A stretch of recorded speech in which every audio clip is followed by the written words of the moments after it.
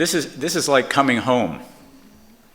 My wife Beth and I attended here from 1966 to 1976.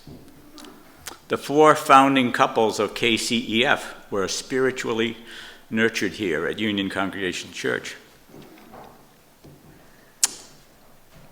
My wife Beth and I, David and Nancy Mering, Craig and Margot Hammond, and Dave and Linda Carlson, your own, all became friends here. 40 years of friendship later, through a variety of circumstances, the friends agreed upon commitment to the poorest of the poor children in Kenya, and in 2007 established a nonprofit, the Kijabe Children's Education Fund. Nairobi, Kenya is a paradox. It's a modern city with a growing middle class. But that modern city is also a place of abject poverty for thousands of children, many of whom do not attend school. The predatory conditions in which these children live is crushing to the spirit. KCEF has teamed with 7 strong Kenyan leaders with a heart for children, a vision for their school, and a community and workable plan. We do not tell these dedicated people how to run their programs. We listen to their plans and needs and sometimes make suggestions. We provide capital improvements, things like water tanks or physical improvements to their buildings and other practical improvements.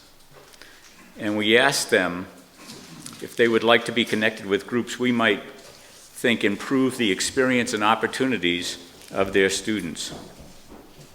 But the Kenyan leaders remain the key decision makers. All of these folks, great Christian people, and they've come to us in a variety of ways.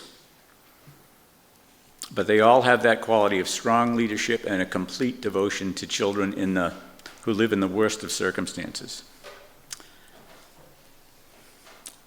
These are our partners, and they're all very different and at different stages in kinds of things they can deliver to kids. Gento Bell's school is located in Longonot, which is about 15 miles northwest of Nairobi. And when you see pictures of kids in a rural setting, but they're still rural poor. And the other thing I'll say about these pictures, you'll see kids who are dressed well, and it kind of belies their poverty. But every person has at least 2 sets of clothes, one that they wear daily and one that they'd wear to school if the white people show up. There'll be thousands of kids running around Kenya and adults running around Kenya with shirts that say Boston Red Sox, American League Champions 2021. Because all those shirts that they print that are not applicable end up over there.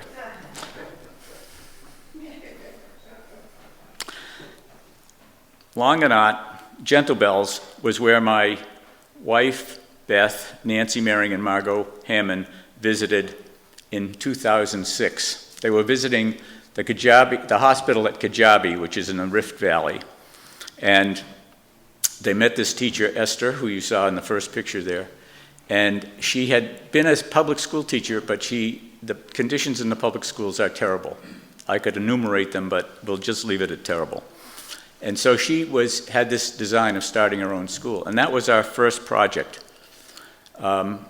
Acquiring land, building a school, and it has flourished.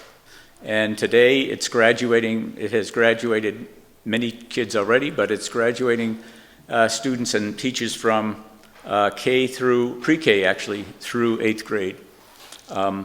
It's just a wonderful program, and she is dynamic. Sometimes they ask us for things. Esther will ask us for something, and we'll say, no, it's not within our purview to do that. We'll go the next time, and she will somehow have scraped together money to get it done. 5 of the programs are located in the major slums of Nairobi, Kibera and Mathare Valley. A little bit about the slums. They're informal settlements is what they call them. There are no government services there. So there's no police. There's the Kibera, which is about 1.5 miles square, and is the home of 800,000 to 1 million people. The area is surrounded by national policemen, police, stations, so that, but there's no police inside the slum at all. So it's a pretty rough area. The last one up here, next to the last one, is a Gospel Victory. That is our most recent connection. We heard about them in 2018.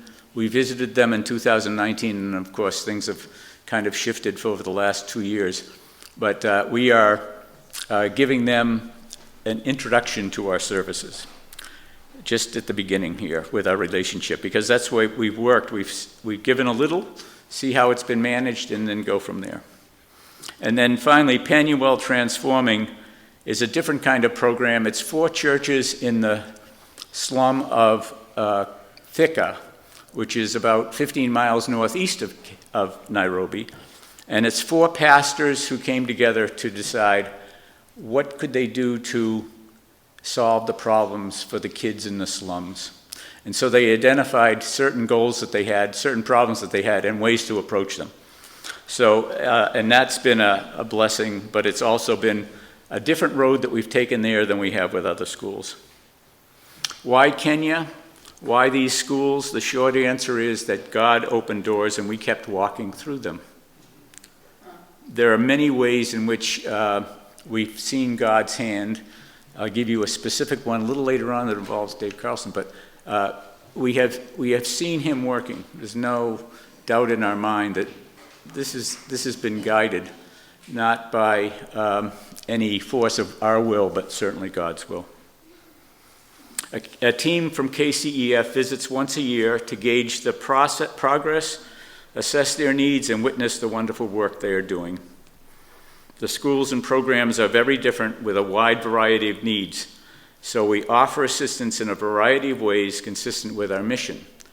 And I'm just going to go through, I'm not going to do a lot of detail about each school, but just an overview of what our mission really is as we see it. So the first is to feed the body. This was our first mission. We had the philosophy that the mind won't work if the body's not fed.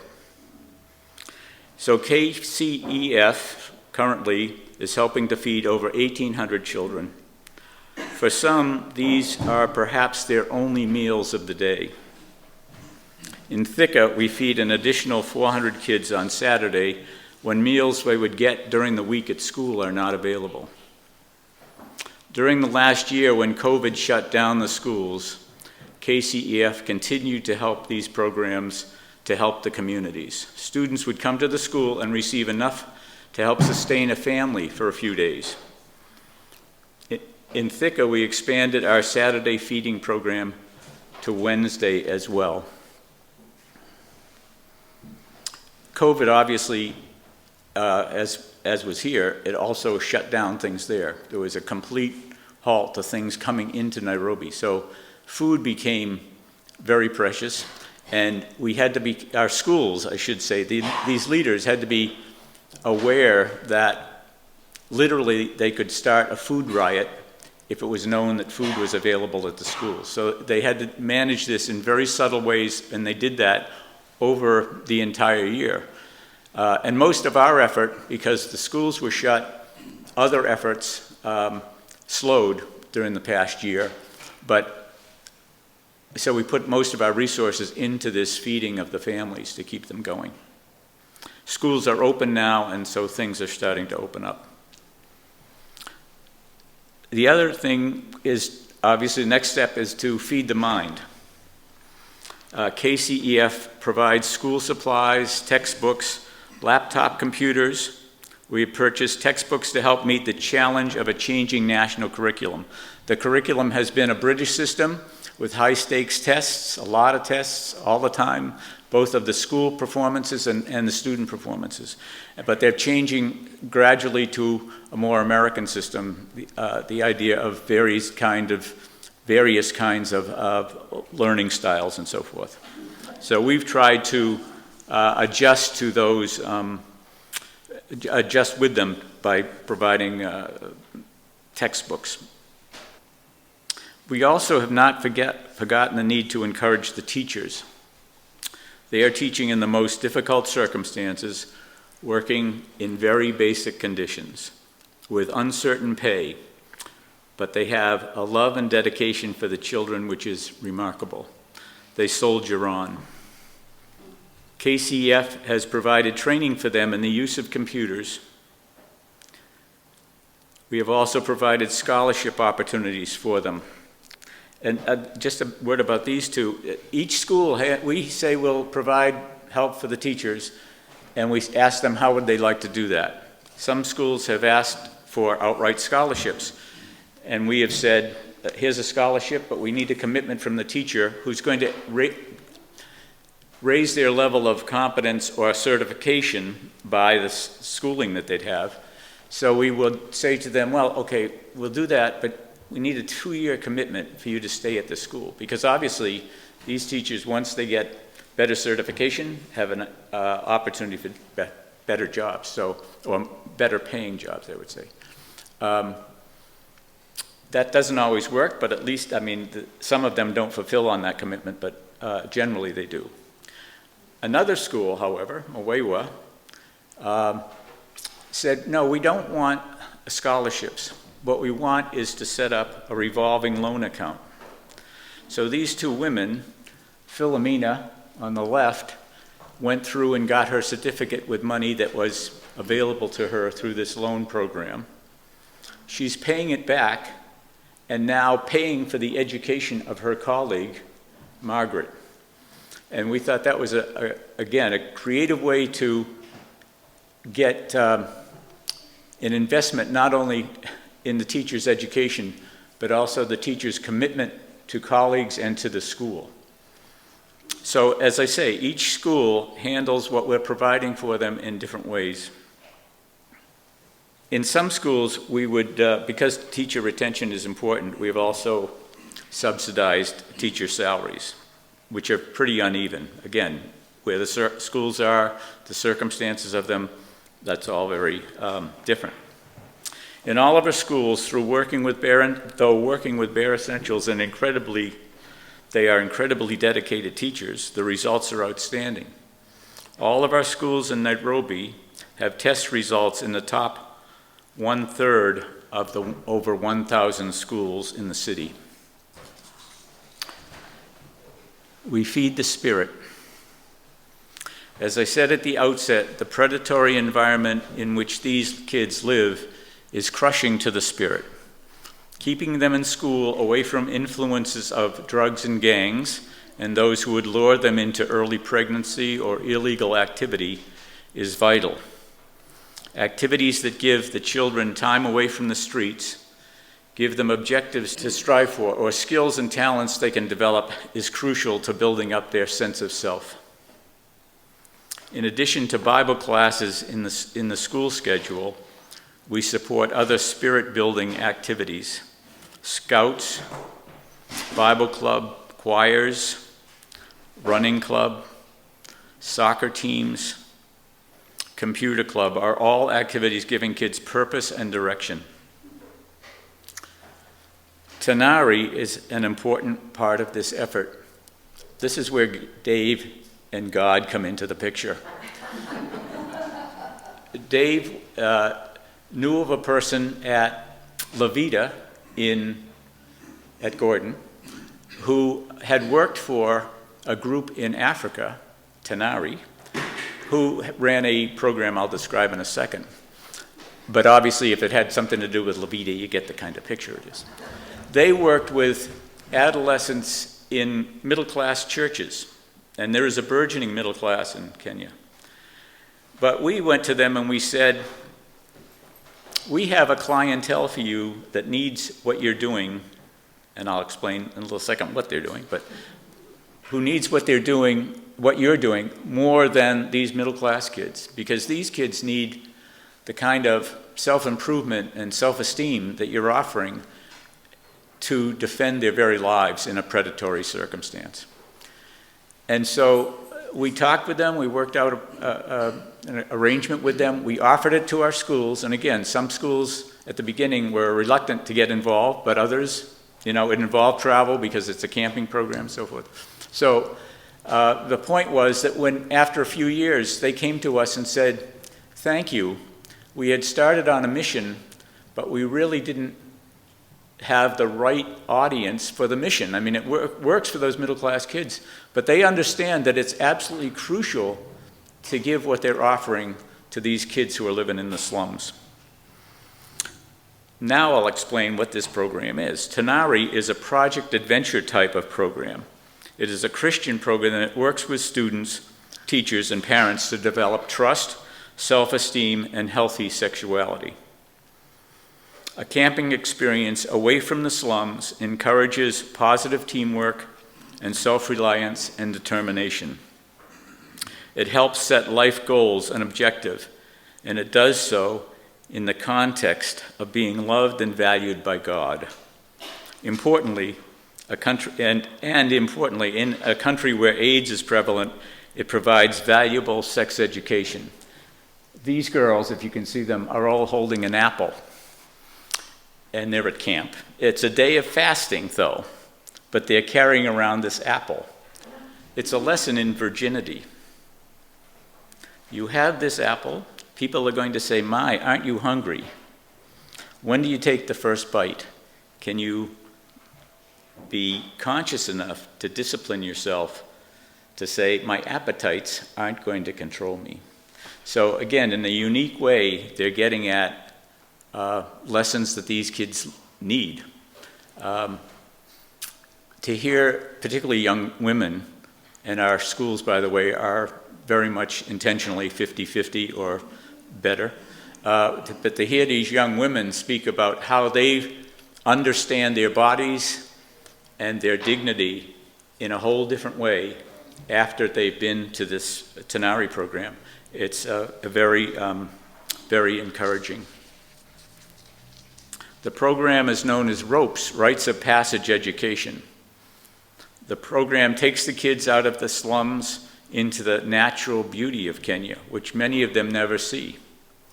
The students come away from the Tanari experience changed dramatically, but it's also changed the lives of teacher and parents in profound ways. At the end of one camp ceremony, which brings parents together with their teens, one father hugged his son, which he had never done before, and told him he never fully knew of all the threatening forces the boy faced. He said he did not fully understand his responsibilities as a father, and he vowed to his son to be more loving and a more supportive parent. Other examples of this kind of changing awareness are plentiful. So again, Dave contacted Gordon, ends up with a program that's serving these kids in the worst of circumstances. Their home would be, some of these kids live in homes that are no bigger than that stage, that house 5 people, and no running water, so that their circumstances are pretty dire. Finally, we feed the hopes. Hopes can be nurtured by opening these kids' eyes to possibilities beyond the poverty and hopelessness that surrounds them, by expanding their horizons. Computers and new opportunities can do that. Our computer program has evolved over the years. We started with a few OLPC computers designed at MIT for use in the third world countries. These little things don't look very powerful, but in fact they are. So we've introduced now about 180 total of these, And there's a cycle. Some of them, they go through, some of the early ones aren't functioning anymore, but we try to keep adding new ones. We've introduced students to technology which has the potential to change their lives. It also levels the playing field, because even teachers who perhaps aren't proficient at algebra can find material online to instruct them in algebra. So, and also for the kids, there's now, in the computers that we're buying now, there are national curriculum programs set up so that kids can pre-test themselves as they get to these high-stakes tests that come along later. In some cases, we've trained the teachers in the use of these so they can instruct the kids. But in Thika, where we're not really involved with the school, but remember 4 pastors who are finding how to solve the problems, we trained volunteers from their churches to teach the computers in the public school 1 day a week. One of their problems was truancy. And what they found is truancy has gone down because kids, even at the younger grades, know that this opportunity to work with this technology is out there if they stick with it. We started with, they could come for computers after school if they brought a note that said they'd been in school 4 days. Because here was the deal. They could go to school and get breakfast in the morning, and then they'd be gone. So they'd show up for the meal, but then leave. So we tried to encourage them this way. Truancy went down. We started teaching in the schools. Again, the response has been wonderful. Now we have a Saturday morning program there that is attracting kids who were so good at it, in fact, in their introduction in the classes, that now they are coming for more. And it's amazing to see. I saw an 11-year-old kid who could type like a banshee. I mean, she just could type beautifully. Learning on a program that was called Typing Turtle, which was a game, but it taught the whole keyboard structure. She didn't know that skill existed a year before I saw her. And here she was so amazing at it. And one of the tech people I work with there said, now imagine if you could teach that girl to code, which we've started to do, actually. They started teaching computer coding for these kids. So it gives them a sense of a world beyond where they are. The program in Thika has not only given pride to the kids, but it's given pride to the entire community, because their school has computers. None of the other schools around, even in the better sections of Thika, have computers offered in the school. So it not only boosted the pride of the kids in the school, helped their attendance, but it also gave a pride to the community. And here's evangelism. It drew people to the churches that were offering the computer classes and offering the food program. So this is all because the culture in Kenya is a Christian culture. It kind of is an underlying theme that everything that we're doing is addressed with God's imprint on it. But there are ways in which we can go beyond the culture and really evangelize. And so, actually, ironically, the actions of feeding and the actions of serving have brought people to these churches. We're giving these children a hope for a brighter future. We believe Christian faith and education are paths to changed lives. We hope these will also bring an improvement to Kenyan society. When our primary school students began to graduate, it became obvious KCEF needed to support them in moving on to higher education. We began providing scholarships to top-performing students. We funded secondary school at 25 to 50% of school fees because we thought that parents should have a skin in the game. You know, they need to come up with their elements. And if they pay 25%, the schools won't send them home. They'll give the parent credit and time to make money to pay it off. So we currently have 70 high schoolers we are supporting this way. Subsequently, KCEF teamed up with a group called Education for All Children. EFAC, which is actually located in New Hampshire, serves children in Kenya who are the poorest of the poor and the brightest of the bright to academically high-performing students, top 5% on the national exam, who are most impoverished, often orphans. They promise scholarships to the best national secondary schools and on through university. KCEF currently supports 42 of these Education for All Children scholars, graduates of our primary schools. We have met grateful parents of these kids who thank us with tears in their eyes for the opportunity this gives their children. The students' stories of the difficult transition from slums to posh boarding schools are inspiring. Remember the little room in which 4 people were living? Okay, they're going off to a place like Phillips Andover. The cultural and academic changes they face are considerable. But EFAC has a wonderful program of support for these kids through African Nazarene University. There they're mentored and supported by older students who have already traveled that path. The students feel rescued from their poverty.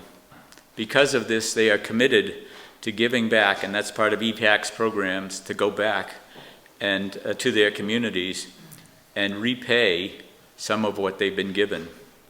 They return to their primary schools as role models and volunteers. During COVID, I write to a couple of these kids, and they were actually out in their community educating people by drama and by skits or by setting up a hand washing station, but they were talking to them about what was needed to be preventative with COVID. So again, the idea that these kids have been given a lot, but they're also understanding that they have to give back. And that's part of the philosophy and the attitude that's instilled in them, which they do very willingly. We now have our first 4 students moving on to university. The mission of KCEF is to feed God's children in Kenya in all of these ways. The need is great, and relatively speaking, our effort is small. But any life rescued from poverty and hopelessness is a victory, and the way to change the world, one life at a time. We thank God for being so faithful to our efforts, and we thank you in this church for coming alongside to help the Kijabe Children's Education Fund in all these ways feed God's children in Kenya. Thanks very much.